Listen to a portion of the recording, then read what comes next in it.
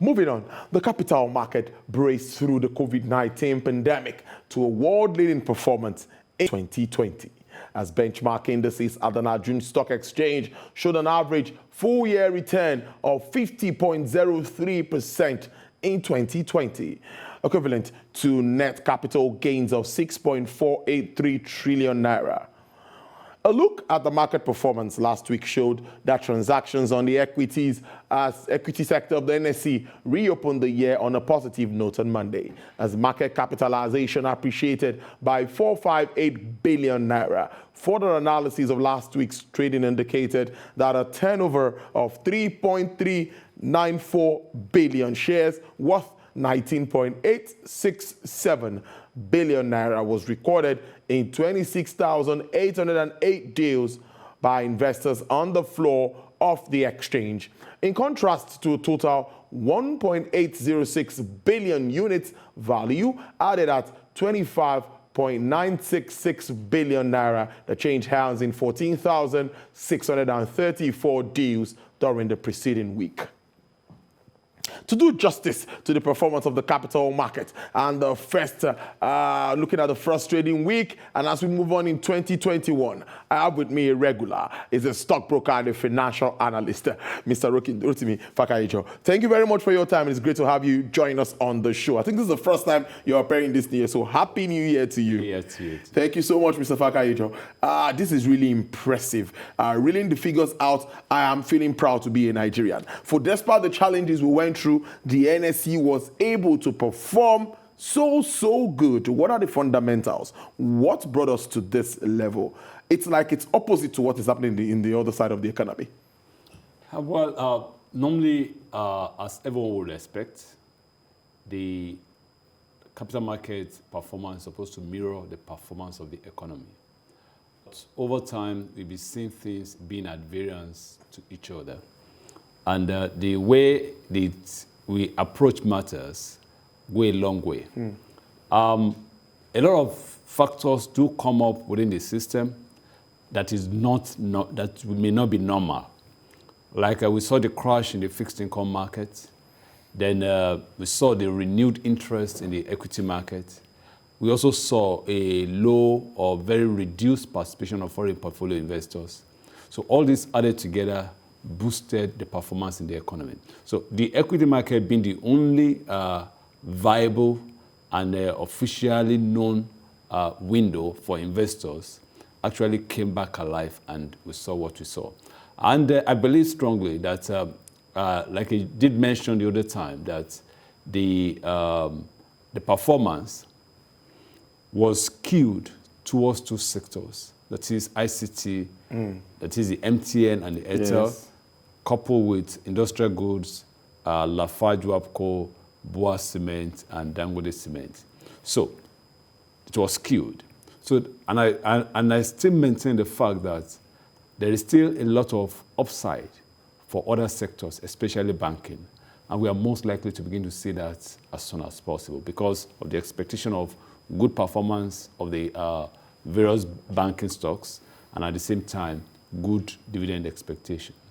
But people are saying that, our analysts are saying that because of the second wave of COVID-19 and all of the disruptions we were already having, that can the Nigerian market sustain this bullish trend?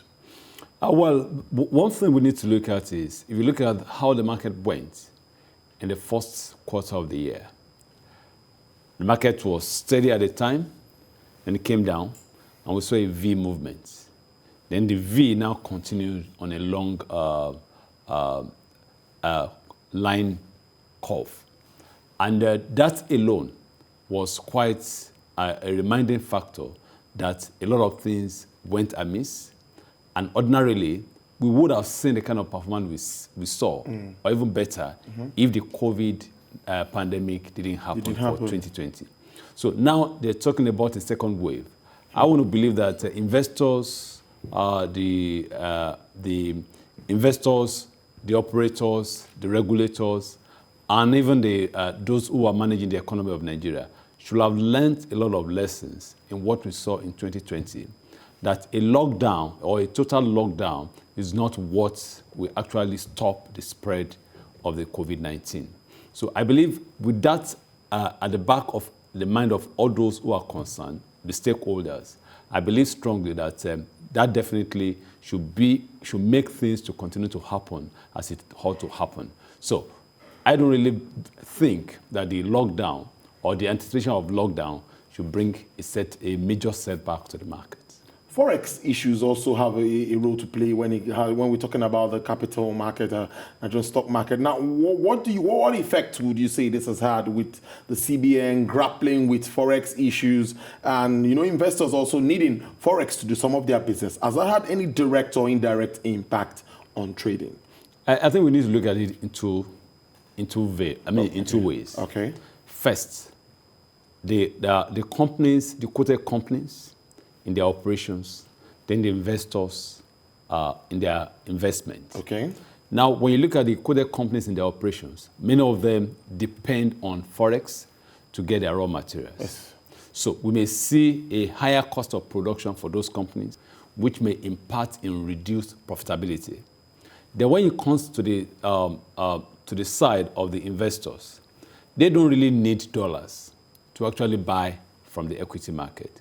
Those that will have needed dollar are the foreign portfolio investors, looking at the exchange rate fluctuation and all of that. Yes. But we've seen a reduced participation of the foreign portfolio investors in the market in the last financial year, which was 2020. Yes. So we are not really expecting an influx of them coming, and they are not coming will not necessarily impact negatively on the market as we go in 2021.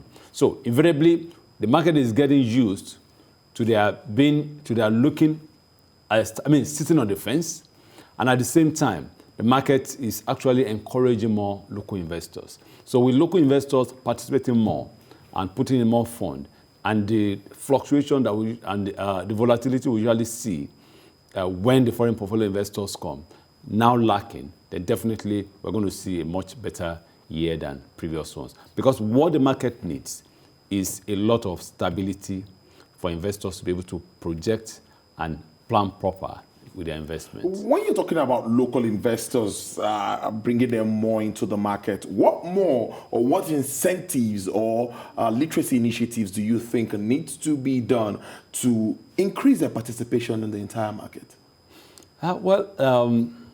This always comes to mind now and then. If you interpolate the extent of local investors that we have, or the number of local investors that we have within the system, relative to the population, yes, it is less than 1%.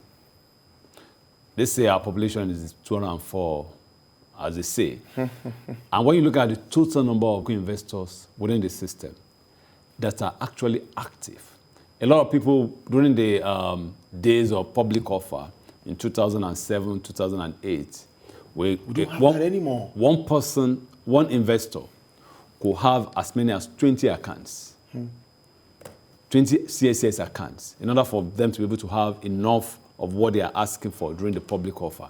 Now, when you look at those, when you aggregate those numbers, they actually make what CSCS has today. Okay. But when you look at the number of investors that are active, it's just less than 1% of the entire population.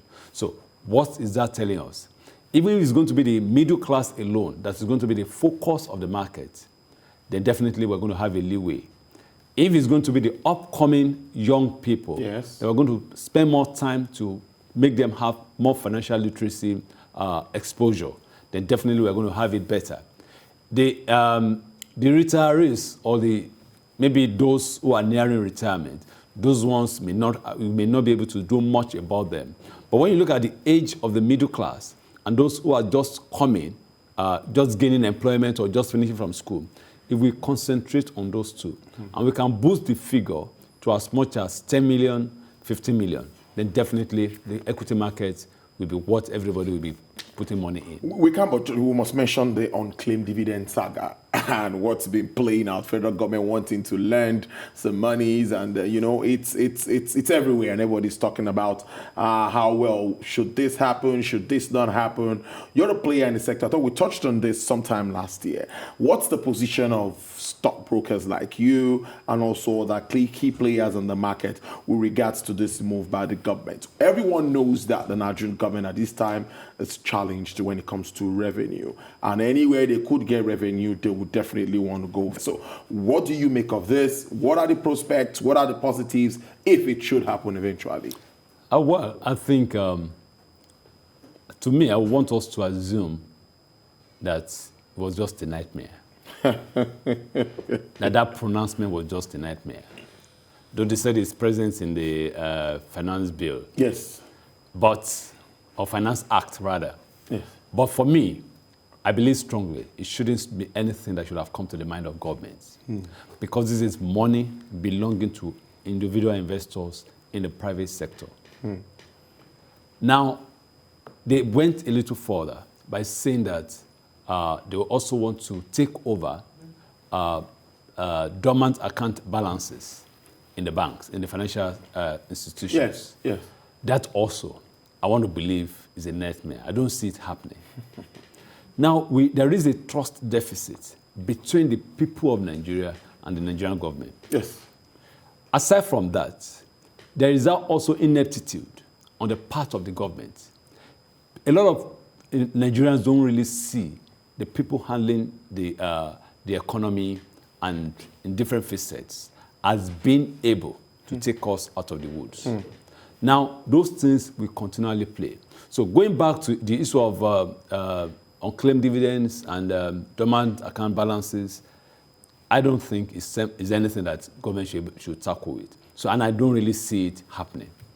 I don't see it happening. You don't see it happening? I don't see it happening. It's in the Finance Act. But let's see how all of that plays out as deliberations continue. I know some people will sit around the table and they will know what will happen playing out with this. Now, let's round up with debt levels increasing amongst economies, even across Africa. I'm now looking at the capital market as an alternative source of funding, particularly at this time to support key infrastructure development. How do you see that working out? Well,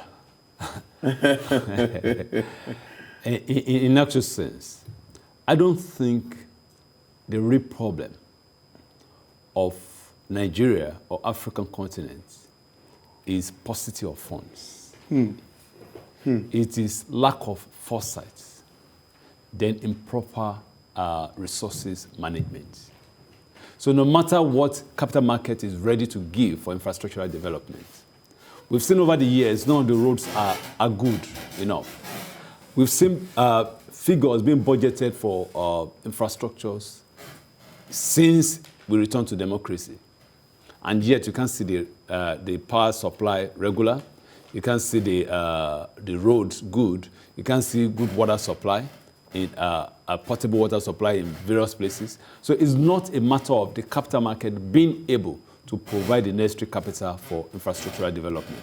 It is in the space of those who are managing the economy to actually be more resourceful and also to have better foresight in the way they manage the affairs of this country. So for me, the capital market may not be able to produce that kind of fund as we are right now. Because I think the Minister for Works was talking in the neighborhood of maybe 1 trillion. Definitely how much has been raised in the capital market in the last 10 years. Is it up to 1 trillion? No. So definitely the Nigerian capital market may not be the avenue to actually provide the quantum of funds that be required for infrastructural development. But what is needed is a more and better resources management on behalf of those who are managing the economy.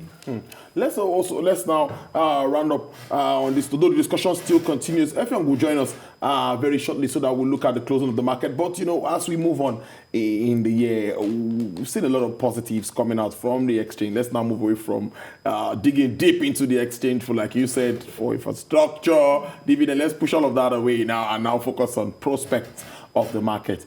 Despite the challenges in the economy, what are you looking at in 2021? What kind of market are you seeing? What kind of trading do you see playing out in the year 2021? Well, I see a more positive trend in the year 2021. Although there are factors that may happen which no one may be able to do anything about, Yes, as it did happen in 2020.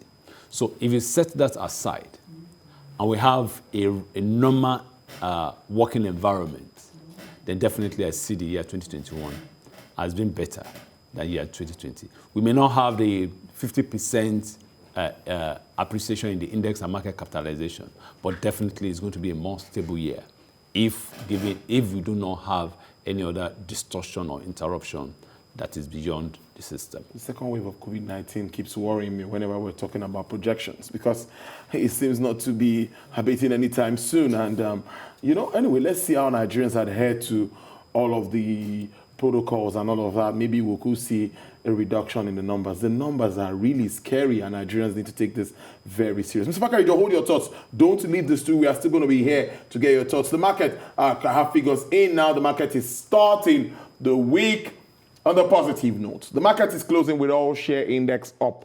0.08%. The top advancers for this Monday, we have Adova, we have Presco, Flour Mills, Julius Berger, and Okumo Oil. Top decliners for the day, we have Volgas, Cortex, UCAP, Guaranty Trust Bank, and Cavitin. Effiong is around. Effiong, take us through what you see. 0.08%, the Monday of the second week of the new year. What do you make of this? I think that investors are being cautious in the trade that they operate at the exchange, because last week we had 2 days of low trade, and the market lost nearly 80 billion naira, cumulatively. And it was signaled to investors that, having taken profit from the market since August till date, they need to appreciate whatever will come their way, because the nature of the market is all those data, they should not stay up all of the time. So if you are very close to your stockbroker or your portfolio advisor, you would have said, okay, I want to take profit from my investment, and he would have asked you do, very quickly. Because anytime soon, the market will have to make way for those who are outside to be able to come in by lowering, prices. Do you understand? But one thing still holds the market attractive, and that's the only thing remaining. That is investors taking profit from the activities of the bank in the last quarters. So they closed their registers in December, and we want to see all of that, the profit that they made, and what they will declare the dividend. So that's the only thing that is a kind of incentive for the market. Otherwise, the market by now would have started looking down, because coronavirus honestly did investors very good, against our utmost expectation. Mr. Fakaijo, what are you saying to Monday's trading? 0.08% up. Well, it's a fantastic way to start, with the market closing down 0.3% for the week that just ended, and 0.08% starting the week. I think it's a very good one, just as Effiong has said, and I believe that the week to go hold more positives, except if you have the high cap stocks actually behaving erratically and by lowering the market capitalization, as we saw in the case of Dangote Cement last week, whereby a single day loss resulted in about 370 billion naira for that particular stock and for the market. So, and that is quite a huge one. Yes, it is. So if you discount the trade on Dangote Cement for the market last week, the market will have ended up quite strongly.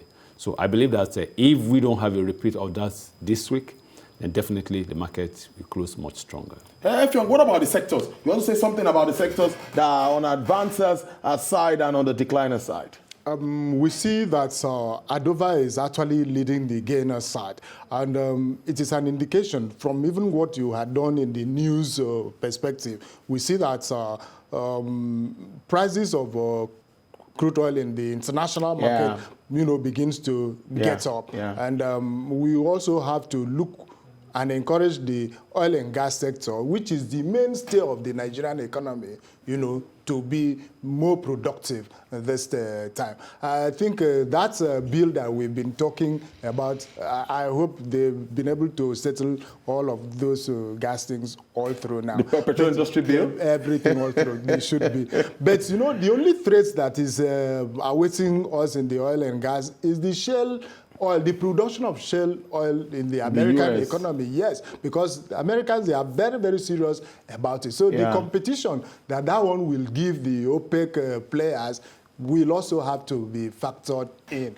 And in a way, our importation of this petrol and gas outside will also impact on our revenue levels. So, Fakayejo, anything about the sectors? I'd like you to also talk about it. What sectors are we to look out for? For the advancers today, we have Dover, Presco, Flour Mills, Berger, Command, the decliners, Bulk Gas, Cortex, UCAP, Guarantee Trust Bank, Caverton. Anything to say about the sectors? Well, I think he has mentioned about the oil and gas sector. Yeah. And I think the consumer goods, whereby we saw Okomo Oil and Presco and Flour Mill all together in the same category. And I think the banking sector stocks we are definitely going to begin to see them more visibly in that category of top gainers. And I think that we begin to see that as we move further into the week. All right. Thank you very much, Mr. Fakayejo. A parting shot from you. You have something more to say. If you come before I let you go. I look at the volume of trade. It's actually coming down from what we started. So that is still against the signal of those needing to be very cautious in what they're playing. Otherwise, we say the market is going to give us more wealth in the future. My colleague there, Effiong Gekop, thank you as usual. It's great having you on the show. Mr. Rotimi Fakayejo, stockbroker, financial analyst. Thank you for spending your Monday afternoon with us. I really do appreciate this. The whole team does.